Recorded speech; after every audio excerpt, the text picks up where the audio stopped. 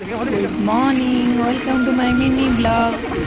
तो देखु आम तो आसिक पहुँची गलु राष्ट्रपति भवन। तो केवे तो बही जहाँ आम पढ़ी केवे तो देखी नु ता भर एंट्री नाला किंतु तार सब खोला थिला। आम देखिलु एते सुंदर सजा होती सहित गछ को भी एते सुंदर मंजारे कटा हो डेकोरेशन होती देखी देखी आखि लाखीगला। फूल तो छाड़ू जेकोसी फूल खोजे एते सुंदर सुंदर फूल सहित आम पूर्वतन प्रणब मुखर्जी गोटे स्थापन करा स्मृति रे।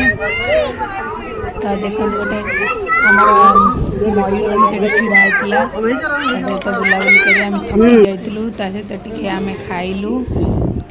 आते रेट जे गोटे प्लेट 50 टंका बापरे। सहित गोटे बैग किनलु आठी सोला डाली बरा बिक्री होता तो देखी इच्छा है।